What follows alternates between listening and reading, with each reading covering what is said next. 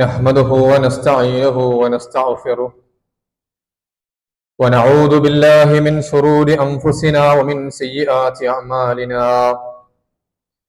من يهده الله فلا مضل له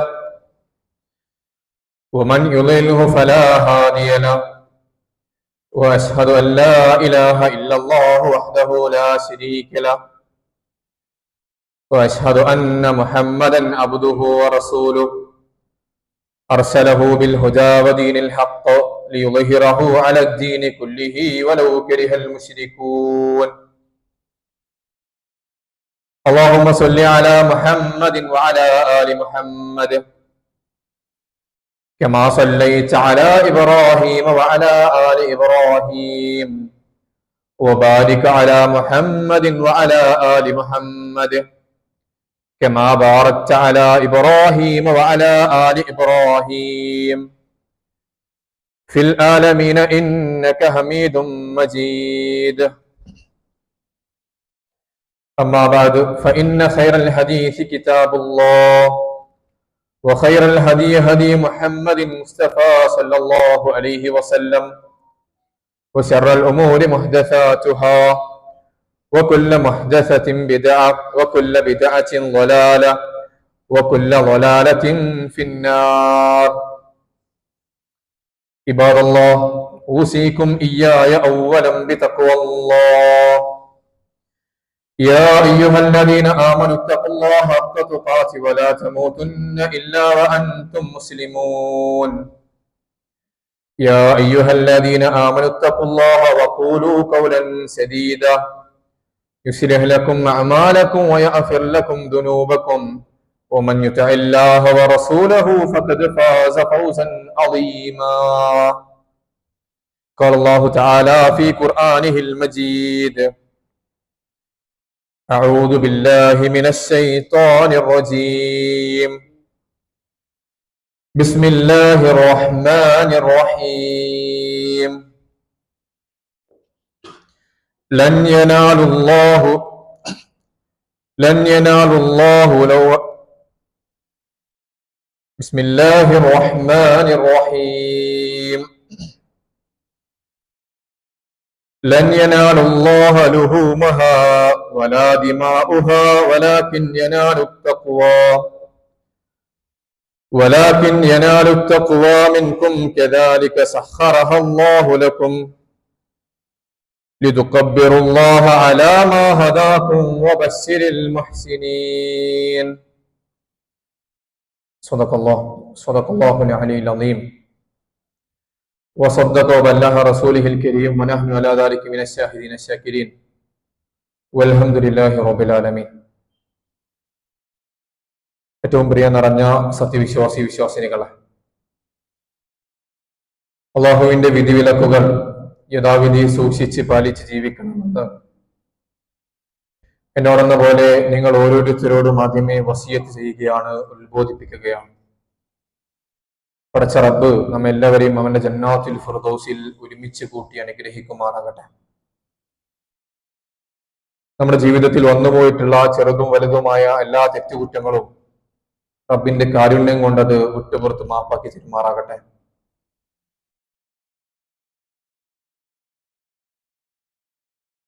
സത്യവിശ്വാസികളെ സംബന്ധിച്ചിടത്തോളം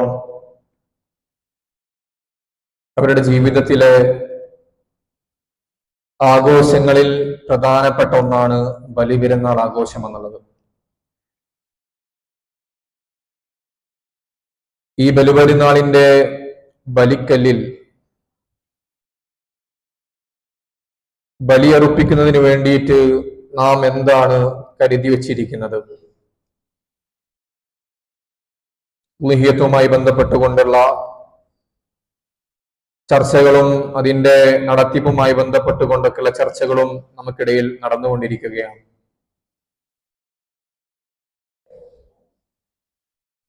നമ്മെ സംബന്ധിച്ചിടത്തോളം പലപ്പോഴും അനുഷ്ഠാനങ്ങൾ അതിന്റെ ചൈതന്യം ചോർന്നു പോകാതെ നിർവഹിക്കുക എന്നുള്ളത് ഓരോ സത്യവിശ്വാസിയുടെയും പ്രധാനപ്പെട്ട ബാധ്യതയാണ്.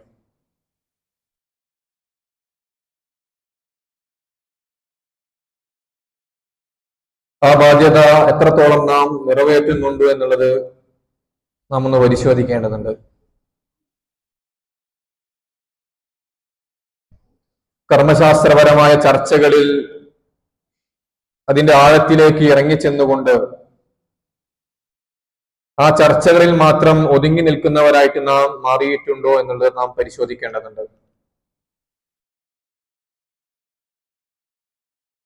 അല്ലാഹു സുബ്ഹാനഹു വ തആല ഉദ്ദേശിക്കുന്ന ലക്ഷ്യങ്ങൾ നേടിയെടുക്കുന്നതിന് വേണ്ടി എന്താണ് റബ്ബ് തന്റെ അടിമകൾക്ക് മുമ്പിൽ സമർപ്പിച്ചത്, അതിനെ യഥാവിധി പിൻപറ്റുവാനും അതിന്റെ മൂല്യങ്ങൾ ഒട്ടും ചോരാതെ അതിനെ നിറവേറ്റുവാനുമുള്ള ബാധ്യത ഓരോ സത്യവിശ്വാസിയുടെയും കൈകളിലുണ്ട് എന്നുള്ളതാണ്. അത് കൃത്യമായിട്ട് പ്രതിഫലിപ്പിക്കാൻ നമുക്ക് ഓരോരുത്തർക്കും സാധിക്കേണ്ടതുണ്ട്.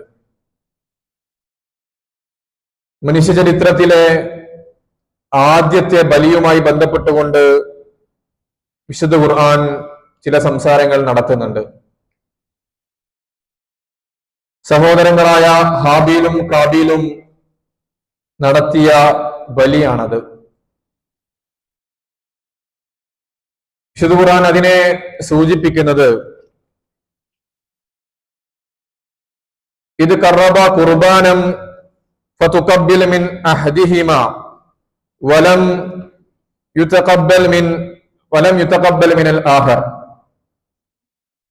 അഥവാ അവർ രണ്ടുപേരും ബലിയർപ്പിച്ചവരാണ്.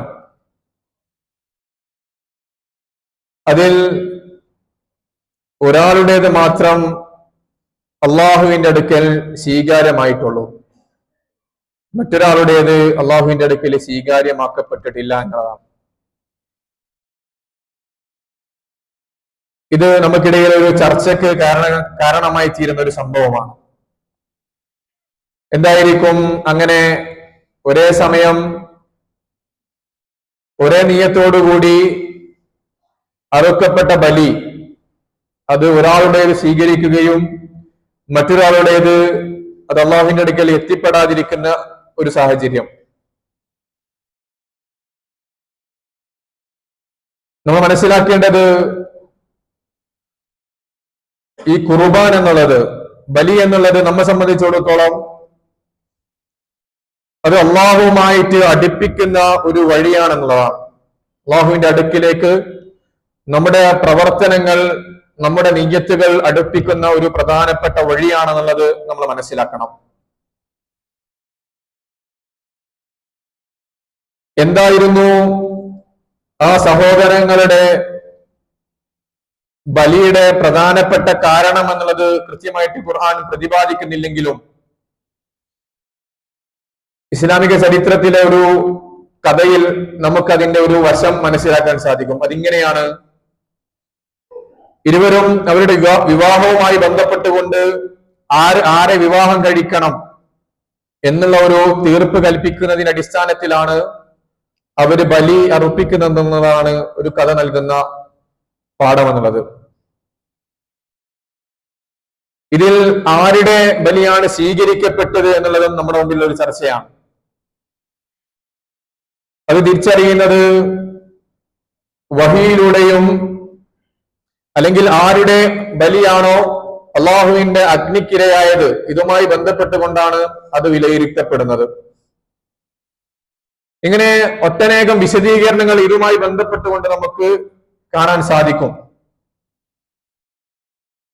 അപ്പൊ ഇതിലെ എന്തുകൊണ്ട് ഒരാളുടേത് സ്വീകരിച്ചു മറ്റൊരാളുടേത് സ്വീകരിക്കപ്പെട്ടില്ല എന്നുള്ളത്, രണ്ടുപേരും ഒരേ ലക്ഷ്യത്തിനു വേണ്ടിയിട്ട് ഒരേ ലക്ഷണത്തിൽ ഒരേ നിയത്തോടു കൂടിയിട്ട് അർപ്പിക്കപ്പെട്ട ബലിയാണെന്നുള്ളതാണ്. പക്ഷേ ഇതിന്റെ വിശദീകരണമായിട്ട് നമുക്ക് കാണാൻ സാധിക്കുക ഇതില് ഹാബീലിന്റെ ബലിയാണ് സ്വീകരിച്ചത്, ഹാബീലിന്റെ ബലി തടയപ്പെടുകയാണ് ചെയ്തത്.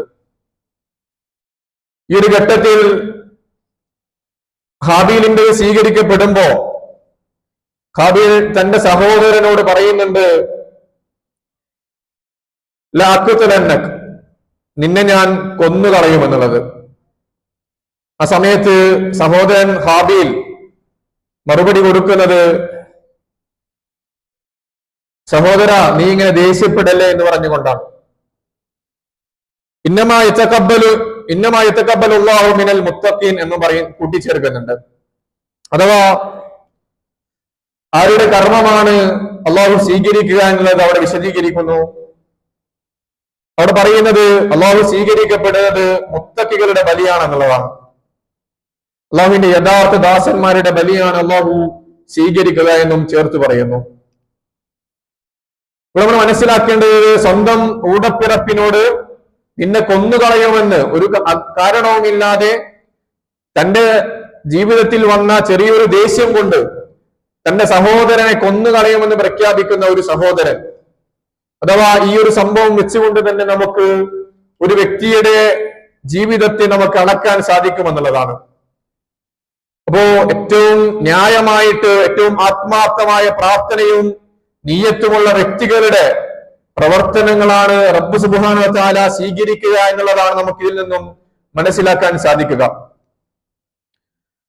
പ്രിയപ്പെട്ടവരെ, വീണ്ടും ഹാബീൽ തുടരുന്നുണ്ട്. ഹാബീൽ വീണ്ടും പറയുന്നു, നീ എന്നെ എത്ര ആക്രമിക്കാൻ ശ്രമിച്ചാലും എന്റെ ശരീരം നിന്നോട് പ്രതികരിക്കില്ല എന്നുള്ളതാണ്. എന്റെ അവയവങ്ങൾ നിന്നെ പ്രതിരോധിക്കാൻ, നിന്നെ ആക്രമിക്കാൻ വേണ്ടി ഒരു തരത്തിലും തുനിഞ്ഞിറങ്ങില്ല എന്ന് ഹാബീൽ പ്രഖ്യാപിക്കുകയാണ്. അഥവാ അള്ളാഹുവിന്റെ മുമ്പിലുള്ള അടിയുറച്ച വിശ്വാസം കൊണ്ട് ആ സഹോദരൻ വെക്കുന്ന ഒരു പ്രവർത്തനം, അഥവാ തന്റെ സഹോദരനെ സംരക്ഷിക്കുന്നതിന് വേണ്ടി അദ്ദേഹത്തിന്റെ ആ ഒരു പ്രയാസത്തെ, ആ ഒരു വിഷമത്തെ ദൂരീകരിക്കുന്നതിന് വേണ്ടിയുള്ള ശ്രമങ്ങൾ അവിടെ ആ സഹോദരൻ നടത്തുകയാണ്. പ്രിയപ്പെട്ടവരെ, കർമ്മശാസ്ത്രപരമായി ഇരുവരും നല്ല യോഗ്യതയുള്ള, അഥവാ കർമ്മശാസ്ത്രപരമായി ഏതൊരു മൃഗത്തെയാണോ ബലി കൊടുക്കേണ്ടത് ആ മൃഗത്തേക്ക് ബലി കൊടുത്തിട്ടുണ്ടെങ്കിലും അവര് ഇടപെട്ട ഇടപാടിന്റെ അടിസ്ഥാനത്തിലൊക്കെയാണ് അവരിൽ നിന്നുള്ള ബലിയെ അള്ളാഹു സ്വീകരിക്കുന്നതെന്ന് ഈ ഒരു സംഭവത്തിന്റെ വെളിച്ചത്തിൽ നമുക്ക് മനസ്സിലാക്കാൻ സാധിക്കും.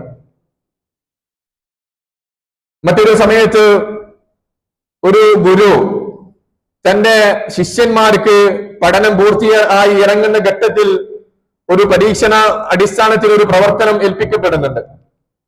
അഥവാ 2 ശിഷ്യന്മാരെ വിളിച്ചുകൊണ്ട് ഗുരു രണ്ടുപേർക്കും തുല്യമായിട്ട് കുറച്ച് നാണയത്തുട്ടുകൾ കൊടുക്കുകയാണ്. അങ്ങനെ ആ നാണയത്തുട്ടുകൾ വെച്ചിട്ട് അദ്ദേഹം പറയുന്നത്, ഇരുവർക്കും വ്യത്യസ്തമായിട്ട് 2 റൂമുകൾ കൊടുത്തു.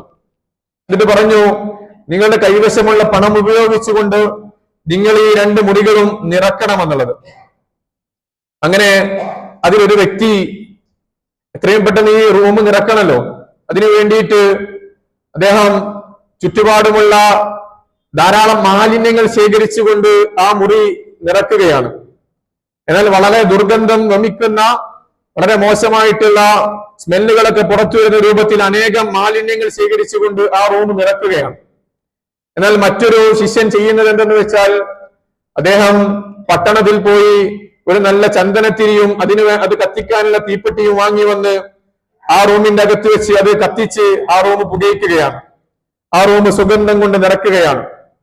അഥവാ ഈ ഒരു സംഭവം, ഈ ഒരു ചെറിയ കഥ നമുക്ക് പറഞ്ഞു തരുന്നത്, ഓരോ വ്യക്തിയും ഇടപെടുന്ന മേഖല അവരെത്രത്തോളം കൃത്യതയോട് കൂടിയിട്ടാണ് ഓരോ കാര്യത്തെയും സമീപിക്കുന്നത്, ആ സമീപനത്തിന് തന്നെ അവർ പ്രവർത്തിക്കുന്ന പ്രവർത്തനത്തിന്റെ ഫലങ്ങൾ നമുക്ക് കാണാൻ സാധിക്കുമെന്നുള്ളതാണ്. ചെറിയൊരു സംഭവമാണെങ്കിലും ഇത് നമുക്ക് വലിയ പാഠങ്ങൾ പകർന്നു നൽകുന്നുണ്ട്. ഉള്ളതിൽ തൃപ്തിപ്പെട്ടുകൊണ്ട് ഉള്ളത് വെച്ച് ഏറ്റവും മികച്ച രൂപത്തിൽ മറ്റുള്ളവർക്ക് ഏറ്റവും നല്ല നന്മയെ പ്രചരിപ്പിച്ചു കൊടുക്കാനുള്ള ശ്രമങ്ങൾ നാം നടത്തണമെന്നുള്ള ഒരു ആഹ്വാനം കൂടി ഈ ഒരു സംഭവം നമ്മുടെ മുമ്പിൽ വിശദീകരിക്കുന്നതായിട്ട് നമുക്ക് കാണാൻ സാധിക്കും. പ്രിയപ്പെട്ടവരെ, ഈ ഒരു സംഭവം വെച്ചുകൊണ്ട് നാം നമ്മുടെ ബലികർമ്മങ്ങളെ നാം വിലയിരുത്തേണ്ടതുണ്ട്. നാം ബലിയർപ്പിക്കുന്ന ഘട്ടത്തിൽ, അഥവാ ഒരു ബലിമൃഗത്തിന് 7 ഷെയർ ചുരുങ്ങിയത് കൂടാമെന്നുള്ളതാണ്. ഈ ഒരു ഘട്ടത്തിൽ 2 ആളുകൾ ഷെയർ കൂടുന്ന ഒരു ഘട്ടത്തിൽ 2 ആളുകളും അവരുടെ നീയത്ത് വ്യത്യസ്തമാകുന്ന ഘട്ടത്തിൽ തീർച്ചയായിട്ടും നല്ല നീയത്തോട് കൂടിയിട്ട് ബലിയർപ്പിക്കാൻ പുറപ്പെട്ട ഒരു വ്യക്തിയെ സംബന്ധിച്ചിടത്തോളം അവരുടെ ബലി അള്ളാഹുവിന്റെ അടുക്കൽ എത്തിപ്പെടുമെന്നുള്ളതാണ്. നേരെ മറിച്ച് മറ്റുള്ളവർക്ക് മുമ്പിൽ, സമൂഹത്തിന് മുമ്പിൽ നല്ല പേരെടുക്കുന്നതിന് വേണ്ടിയിട്ട് ഞാൻ വലിയ പണക്കാരനാണ്, മറ്റുള്ളവർക്ക് മുമ്പിൽ ഞാൻ വലിയ ആർഭാടക്കാരനാണെന്ന് പരിചയപ്പെടുത്തുന്നതിന് വേണ്ടിയിട്ടാണ് ധാരാളം മൃഗങ്ങളെ അറക്കുന്നതെങ്കിൽ തീർച്ചയായിട്ടും അതൊരിക്കലും ഒരു തരത്തിലും അള്ളാഹുവിന്റെ അടുക്കൽ സ്വീകാര്യപ്പെടുകയില്ല എന്നുള്ളതാണ് ഇസ്ലാമിക ചരിത്രം നമ്മെ പഠിപ്പിക്കുന്നത്. നല്ല നീയത്തോട് കൂടിയിട്ട്, നല്ല ഏറ്റവും നല്ല മുത്തക്കികളായിക്കൊണ്ട് നല്ല മനസ്സോടുകൂടി നമുക്ക് ബലിയുറപ്പിക്കാൻ സാധിക്കണം എന്നുള്ളതാണ് ഇത് നമ്മോട് വിളിച്ചോളുന്നത്. എന്താണ് ബലിയുടെ പൊരുൾ എന്നുള്ളത് നമ്മൾ മനസ്സിലാക്കണം. പ്രിയപ്പെട്ടവരെ, ഹാജിമാര് ഹജ്ജ് ചെയ്യുന്ന ഘട്ടത്തിൽ അവര് 70 കല്ലുകൾ അവര് മിനയിൽ എറിയുന്നുണ്ട്. വ്യത്യസ്ത സമയങ്ങളിലായിട്ട് 4 ദിവസങ്ങളിലായിട്ട് അവർ മിനയിൽ പോയിട്ട് 70-ൽ പരം കല്ലുകൾ എറിയുന്നുണ്ട്. ഇതില് 7 കല്ലുകൾ അവർ എറിയുന്നത് ബലികർമ്മത്തിന് മുമ്പാണ്. അഥവാ ഈ 7 കല്ലുകൾ എറിയുന്നത് എന്തെന്ന് വെച്ചാൽ തീർച്ചയായിട്ടും ആ ഹാജിമാരെ സംബന്ധിച്ചിടത്തോളം അവരെ മനസ്സിനെ ഒരുക്കുന്നതിന് വേണ്ടിയിട്ട്, ബലികർമ്മത്തിലേക്ക് കടക്കുന്നതിന് മുമ്പ് അവരവരുടെ മനസ്സിനെ ഒരുക്കുകയാണ്. തന്റെ മനസ്സിനെ വ്യതിചലിപ്പിക്കുന്ന, തന്റെ മനസ്സിനെ വഴിതെറ്റിപ്പിക്കുന്ന പൈശാചിൽ നിന്നുള്ള രക്ഷയ്ക്ക് വേണ്ടിയിട്ടാണ് അവർ ആ 7 കല്ലുകൾ എറിയുന്നത്. അങ്ങനെ ആ 7 കല്ലുകൾ എറിഞ്ഞ് നല്ല മനസ്സോട് കൂടിയിട്ട് പൈശാചികമായിട്ടുള്ള സകല പ്രവൃത്തികളെയും, ആ പ്രവൃത്തികളിൽ നിന്നൊക്കെ മാറി നിന്നുകൊണ്ട് നല്ല മനസ്സോടുകൂടി അവര് ഹജ്ജിലേക്ക് പ്രവേശിക്കുകയാണ്, ബലികർമ്മത്തിലേക്ക് പ്രവേശിക്കുകയാണ്. അഥവാ ഈ 70 കല്ലിൽ അവർ 7 കല്ലുകൾ ആദ്യം ഈ ബലികർമ്മത്തിന് മുമ്പ് എറിഞ്ഞുവെങ്കിൽ പിന്നീടുള്ള 4 ദിവസങ്ങളിൽ അവര് ആദ്യത്തെ ഘട്ടത്തിൽ, അത് പിന്നീട് 3 ദിവസം അവര് 21 കല്ലുകൾ വെച്ച് 63 കല്ലുകൾ എറിയുകയാണ് ചെയ്യുന്നത്. പ്രിയപ്പെട്ടവരെ, ഇതിനൊക്കെ ഇങ്ങനെയുള്ള ഈ നടത്തുന്ന പ്രവർത്തനങ്ങൾക്കൊക്കെ ഇതൊക്കെ വലിയ വലിയ പ്രവർത്തനങ്ങളാണ് നാം മനസ്സിലാക്കണം. അഥവാ ഈ എറിയുന്ന കല്ലുകളൊക്കെ നമ്മെ സംബന്ധിച്ചിടത്തോളം നമ്മുടെ മനസ്സിലേക്കാണ് ആദ്യം ഈ കല്ലുകൾ എറിയേണ്ടത്. നമ്മെ സംബന്ധിച്ചിടത്തോളം നാം ഇടപെടുന്ന മേഖലകൾ, നമ്മുടെ പ്രവർത്തനങ്ങളിൽ പൈശാചികമായിട്ട് കയറിക്കൂടുന്ന അനേകം പ്രവൃത്തികളെ നമുക്ക് ഈ പറഞ്ഞ ബലികർമ്മത്തിന് മുമ്പ് എറിയുന്ന കല്ലുകൾ പോലെ നമ്മുടെ മനസ്സിലേക്ക് എറിഞ്ഞുകൊണ്ട് അതിനെ തുരത്താൻ നമുക്ക് സാധിക്കണം. അഥവാ നമ്മൾ ബലികർമ്മത്തിലേക്ക് പുറപ്പെടുന്ന ഘട്ടത്തിൽ പൈശാചികമായിട്ട് ഇടപെടലുകൾ നമ്മുടെ മനസ്സിലേക്ക് വരും. ചില പിശാച് വന്ന് നമ്മോട് പറയും, ഇത്ര അനവധി, ഇത്രയും വലിയ പൈസ നീ എന്തിനാണ് ഇതിനു വേണ്ടി ചിലവഴിക്കുന്നത് എന്നുള്ള രൂപത്തിൽ, എന്തിനാണ് മറ്റുള്ളവർക്ക് നീ വെറുതെ ഇറച്ചി വിതരണം ചെയ്യുന്നത് എന്ന രൂപത്തിലൊക്കെ പലതരത്തിലുള്ള വ്യത്യസ്തമായിട്ടുള്ള ശൈലിയിൽ, ഓരോരുത്തർക്കും വ്യത്യസ്തമായ ശൈലിയിലായിരിക്കും പൈശാചികമായിട്ടുള്ള പ്രവണതകൾ അവരുടെ മനസ്സിലേക്ക് കയറിക്കൂടുക. ഈ ഘട്ടത്തിൽ അതിനൊക്കെ എതിരിൽ ഞാൻ എന്റെ റബ്ബിന്റെ മുമ്പിലെല്ലാം സമർപ്പിച്ചുകൊണ്ടാണ് ഞാൻ ഇറങ്ങി തിരിച്ചത് എന്നുള്ള ബോധത്തിൽ നമുക്ക് ബലികർമ്മത്തിലേക്ക് ഇറങ്ങാൻ സാധിക്കണമെന്നുള്ളതാണ് ഇത് വിളിച്ചോതുന്നത്. പ്രിയപ്പെട്ട നമ്മെ സംബന്ധിച്ചിടത്തോളം ഇബ്രാഹിം അലൈഹിസ്സലാം അദ്ദേഹത്തിന്റെ ജീവിതത്തിന്റെ വലിയ ത്യാഗപൂർണമായ ഒരു ചരിത്രത്തിന്റെ ആ ത്യാഗം നമ്മൾ അനുഷ്ഠിച്ചുകൊണ്ട് അതിന്റെ ഒരു പ്രതിഫലനം എന്നോണമാണ് നാം ഇവിടെ ബലിയിറക്കുന്നത്. ഇബ്രാഹിം അലൈഹിസ്സലാമും ഇത് തന്നെയാണ് ചെയ്തത്. അദ്ദേഹത്തിന്റെ ജീവിതത്തിലെ ഏറ്റവും സുപ്രധാനമായ ഒരു ഘട്ടമായിരുന്നു ഇത് എന്നുള്ളത് നമുക്ക് മനസ്സിലാക്കാൻ സാധിക്കും. അഥവാ ഇബ്രാഹിം അലൈഹിസ്സലാം തന്റെ ഭാര്യയെയും തന്റെ മകനെയും ഒരു മരുഭൂമിയിൽ ഒറ്റക്കിട്ട് വരുന്ന ഘട്ടത്തിൽ പിശാച് ചോദിക്കുന്നുണ്ട്, നിനക്ക് കുറെ പ്രാർത്ഥനകൾക്ക് ശേഷം നിനക്ക് ലഭിച്ച ഈ കുഞ്ഞു പൈതലിനെ ആ മരുഭൂമിയിൽ നീ ഒറ്റക്കിട്ട് വരികയാണെന്ന് ചോദിക്കുമ്പോ ഇബ്ലീസിനോട് തിരിച്ച് പറയാൻ സാധിക്കണം എന്നുള്ള ഘട്ടത്തിൽ ഇബ്രാഹിം അലൈഹിസ്സലാം ഇപ്പറഞ്ഞ കല്ലുകൾ എറിഞ്ഞുകൊണ്ട് സംസാരിക്കുകയാണ്, ഞാനെല്ലാം എന്റെ റബ്ബിന്റെ മുമ്പിൽ സമർപ്പിച്ചുകൊണ്ടുള്ള ഒരു പോരാട്ടത്തിലേക്കാണ് ഇറങ്ങിയിരിക്കുന്നത് എന്നൊരു പ്രഖ്യാപനമാണ് അവിടെ പ്രിയപ്പെട്ടവരെ നടത്തുന്നത്. ഇങ്ങനെ നമ്മെ സംബന്ധിച്ചിടത്തോളം അള്ളാഹുവിന്റെ മാർഗത്തിൽ സകലതും സമർപ്പിക്കാനുള്ള ഒരു ബോധം ഇതിലൂടെ നമുക്ക് ഒരുങ്ങിത്തിരിക്കാൻ സാധിക്കണമെന്നുള്ളതാണ്. ബലികർമ്മത്തിന് വേണ്ടി നാം ഇറങ്ങുന്ന ഘട്ടത്തിൽ പ്രിയപ്പെട്ടവരെ ഇങ്ങനെ ഒട്ടനവധി പൈശാചികമായിട്ടുള്ള പ്രവണതകളെ വരുമ്പോ ഇതിനൊക്കെ തുരുത്താൻ നമ്മുടെ നെഫ്സ് കൊണ്ട് തന്നെ നമുക്ക് സാധിക്കണമെന്നുള്ളതാണ് ഇത് നമ്മോട് വിളിച്ചോതുന്നത്. നമുക്കറിയാം, ദുൽഹജ്ജ് 1 മുതൽ അങ്ങോട്ട് നാം എറിയുന്ന, അഥവാ ഈ ഹജ്ജിലേക്ക് പ്രവേശിച്ച ഘട്ടം മുതൽ നാം അറിയുന്ന ഓരോ കല്ലുകളും നമ്മെ സംബന്ധിച്ചിടത്തോളം ഹാജിമാർ അവരുടെ കർമ്മത്തിന്റെ ഫലമായിട്ട് കർമ്മത്തിന്റെ ഘട്ടത്തിൽ അവർ എറിയുമ്പോ തീർച്ചയായിട്ടും നമ്മെ സംബന്ധിച്ചിടത്തോളം നമ്മൾ നല്ല നീയത്തോട് കൂടിയിട്ട് നല്ല മനസ്സോട് കൂടിയിട്ട് ബലികർമ്മത്തിന് വേണ്ടി ഇറങ്ങി പുറപ്പെട്ടവരാണെന്നുള്ള നിലക്ക് നമുക്ക് നമ്മുടെ മനസ്സിലേക്ക് ഈ കല്ലുകൾ എറിയാൻ സാധിക്കണമെന്നുള്ളതാണ്. നമ്മെ സംബന്ധിച്ചിടത്തോളം അല്ലാഹു സുബ്ഹാനഹു വ തആല വിളിച്ചോതുന്ന മറ്റൊരു പ്രധാനപ്പെട്ട വസ്തുത എന്തെന്ന് വെച്ചാൽ, നമ്മുടെ ഈ ആധുനിക കാലത്ത് പലതരത്തിലുള്ള വ്യത്യസ്തമായിട്ടുള്ള പ്രവണതകൾ നമ്മുടെ ശരീരത്തിലേക്ക് കയറിക്കൂടും. അവിടെ ഈ കയറിക്കൂടുന്ന ഘട്ടത്തിലൊക്കെ നമ്മെ സംബന്ധിച്ചിടത്തോളം അള്ളാഹു വിളിച്ചോതുന്നത്, നിങ്ങളെ ഏതാഗ്രഹങ്ങളും നിങ്ങളെ തുരത്താൻ വേണ്ടി വന്നാലും റബ്ബിന്റെ മുമ്പിൽ ഞാൻ എല്ലാം സമർപ്പിച്ചവനാണെന്നുള്ള ബോധത്തിൽ നമുക്ക് മുന്നോട്ട് പോകാൻ സാധിക്കണമെന്നുള്ളതാണ്. പ്രിയപ്പെട്ടവരെ, നമ്മൾ വെറും ഈ മൃഗങ്ങളെ അറക്കുന്നത് മാത്രമാണോ ബലിയായിട്ട് കരുതുന്നത്? അങ്ങനെയല്ല ഇസ്ലാം നമ്മെ പഠിപ്പിക്കുന്നത്.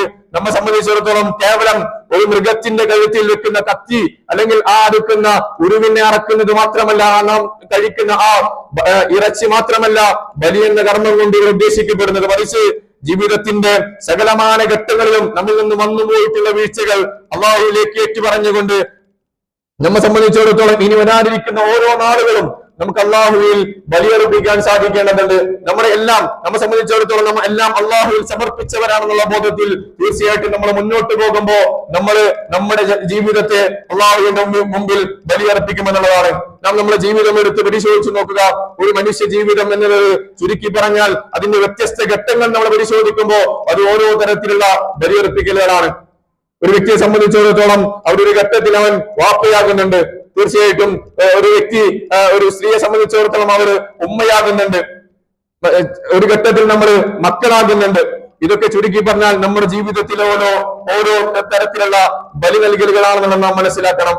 തീർച്ചയായിട്ടും ഒരു ഉമ്മയെ സംബന്ധിച്ചിടത്തോളം ഒരു കുട്ടി പിറക്കുന്നതോടുകൂടി ആ കുട്ടിയുടെ നല്ല വളർച്ചയ്ക്ക് വേണ്ടിയിട്ട്, അവരുടെ നല്ല മുന്നോട്ട് പോക്കിന് വേണ്ടിയിട്ട്, അവരുടെ ജീവിതത്തിൽ വേണ്ട ഏറ്റവും സന്തോഷകരമായിട്ട് അവർ കാണുന്ന പല ആഹ്ലാദങ്ങളും ചിലപ്പോൾ അവര് മാറ്റിവെക്കും ഈ മകന് വേണ്ടിയിട്ട്. ഇങ്ങനെ അള്ളാഹുവിന്റെ മാർഗത്തിലെ ഒരു മനുഷ്യനെ സംബന്ധിച്ചിടത്തോളം ഇങ്ങനെ വ്യത്യസ്ത ഘട്ടത്തിൽ നമ്മൾ ബലിയർപ്പിക്കുന്നവരാണെന്നുള്ള ബോധം നമുക്ക് ഉണ്ടാകണം. നമ്മുടെ സമൂഹം എടുത്ത് പരിശോധിച്ച് നോക്കുക. നമ്മുടെ സമൂഹത്തിലും ഒട്ടനവധി മനുഷ്യന്മാരെ നമുക്ക് ഇങ്ങനെ കാണാൻ സാധിക്കും. അഥവാ സ്വന്തം മകന് വല്ല അസുഖവും വന്ന ഘട്ടത്തിൽ തീർച്ചയായിട്ടും അസുഖം ബാധിച്ച ആ കുട്ടിയുടെ മാതാപിതാക്കൾ തീർച്ചയായിട്ടും ആ കുട്ടിയുടെ വളർച്ചയ്ക്ക് വേണ്ടിയിട്ട് എല്ലാം മാറ്റിവെക്കുന്നവരാണ്. ഒരു ഓട്ടിസം ബാധിച്ച കുട്ടിയുടെ ഒരു ജീവിതം നിങ്ങൾ പരിശോധിച്ച് നോക്കുക. ആ ഓട്ടിസം ബാധിച്ച കുട്ടിയുടെ നല്ല വളർച്ചയ്ക്ക് വേണ്ടിയിട്ട്, അവരുടെ നല്ല മുന്നോട്ട് പോക്കിന് വേണ്ടിയിട്ട് തീർച്ചയായിട്ടും ആ മാതാപിതാക്കൾ അവരുടെ ജീവിതം അതിനുവേണ്ടി ബലിയർപ്പിക്കും. നിങ്ങൾ രോഗാശയിൽ കിടക്കുന്ന ആളുകളുടെ ജീവിതം നിങ്ങൾ പരിശോധിച്ച് നോക്കുക. ആ മാതാപിതാക്കൾക്ക് വേണ്ടിയിട്ട് ആ മക്കൾ ചിലപ്പോ അവരുടെ ജീവിതം ബലിയർപ്പിക്കുന്ന ഘട്ടങ്ങൾ നമുക്ക് കാണാൻ സാധിക്കും. ഇങ്ങനെ ഒട്ടനവധി ഉദാഹരണങ്ങൾ ജീവിതത്തിൽ തന്നെ ബലിയർപ്പിച്ചതായി നമുക്ക് കാണാൻ സാധിക്കും. ഇതൊക്കെ അള്ളാഹുവിന്റെ മാർഗത്തിലുള്ള സമർപ്പണങ്ങളാണെന്ന് നാം ആലോചിക്കണം. തീർച്ചയായിട്ടും മാതാപിതാക്കൾക്ക് വേണ്ടിയിട്ട് ജീവിതം സമർപ്പിക്കുന്ന മക്കളെ സംബന്ധിച്ചിടത്തോളം തീർച്ചയായിട്ടും അവർക്ക് നാളെ പരലോകത്ത് വരാനിരിക്കുന്നത് വലിയ സന്തോഷകരമായ വാർത്തകളാണെന്ന് നാം ആലോചിക്കണം. തീർച്ചയായിട്ടും ഇതൊക്കെ അള്ളാഹുവിന്റെ അടുക്കൽ ഏറെ സ്വീകാര്യപ്പെടുന്നതാണെന്നുള്ളത് നാം ആലോചിക്കാം. ഇതാണ് ഞാൻ ആമുഖത്തിൽ ഓതി വെച്ച ആയത്തിലൂടെ അള്ളാഹു സുബ്ഹാനഹു വ തആല നമ്മോട് പറയുന്നത്.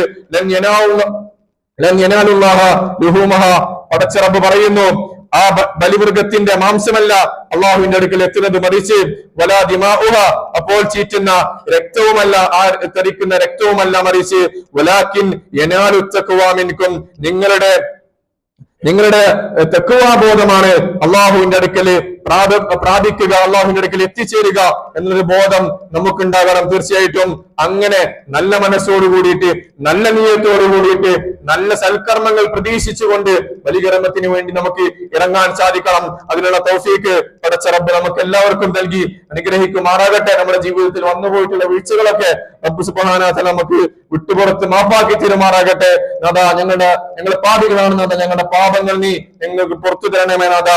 ജീവിതത്തിന്റെ സകലമാന മേഖലകളിലും അനേകം വീഴ്ചകൾ സംഭവിച്ചവരാണ് നാഥാ. ആ വീഴ്ചകളൊക്കെ ഞങ്ങൾക്ക് നീ വിട്ടുപുറത്ത് മാപ്പാക്കി തരണമേ നാഥാ.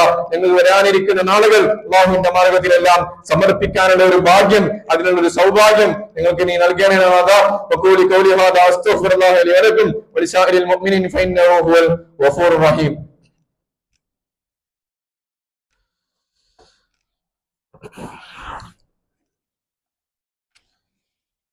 ഇന്നൽ ഹംദലില്ലാഹ്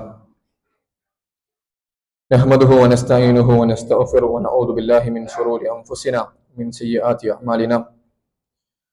اللهم صل على محمد وعلى آل محمد كما صليت وباركت على إبراهيم وعلى آل إبراهيم في العالمين إنك حميد مجيد.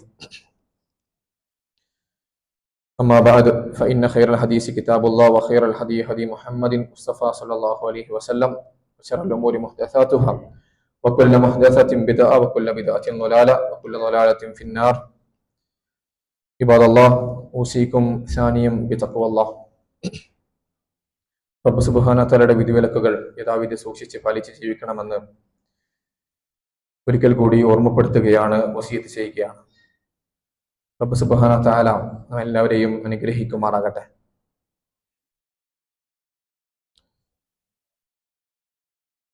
നമ്മെ ഓരോരുത്തരെയും സംബന്ധിച്ചിടത്തോളം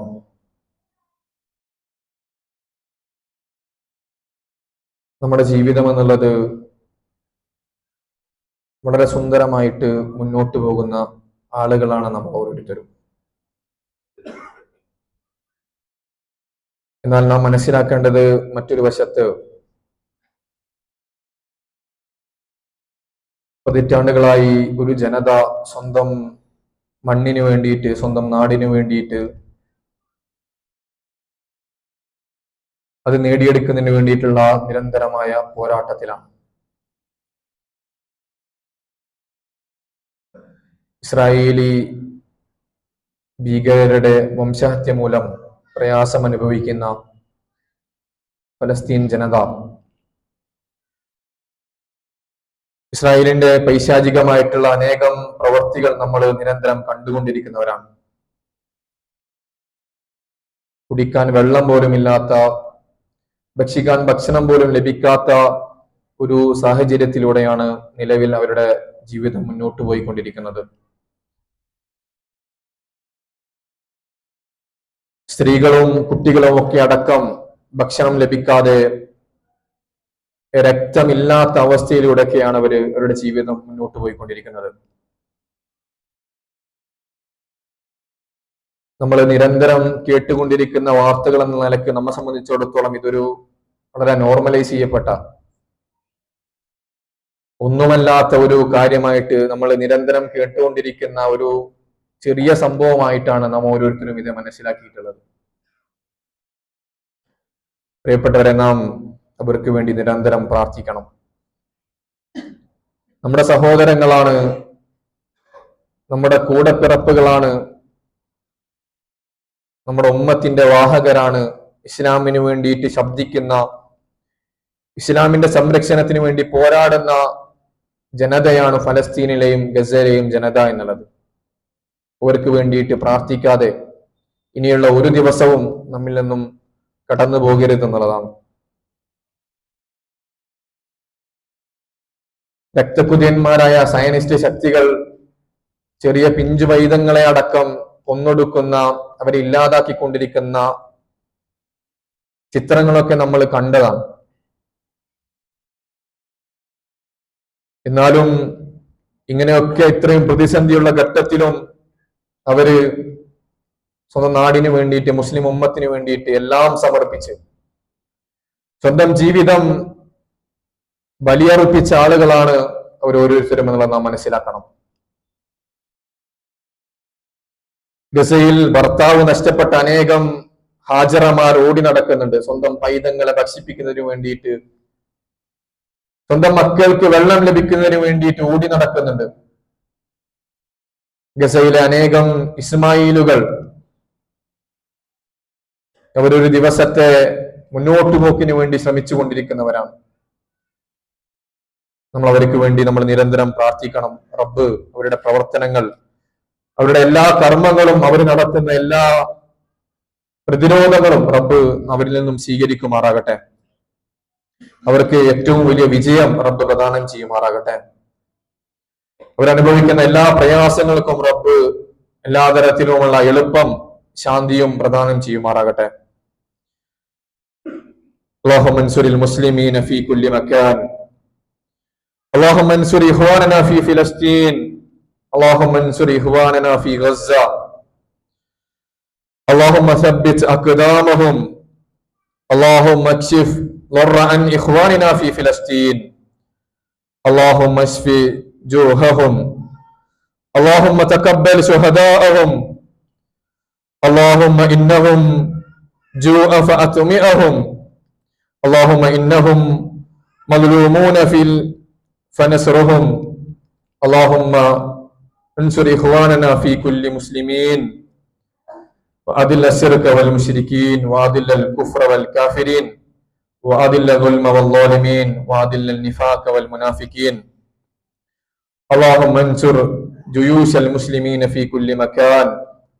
اللهم انصر جيوش المسلمين في كل مكان. ربنا تقبل منا إنك أنت السميع العليم وتب علينا إنك أنت التواب الرحيم. أقم الصلاة.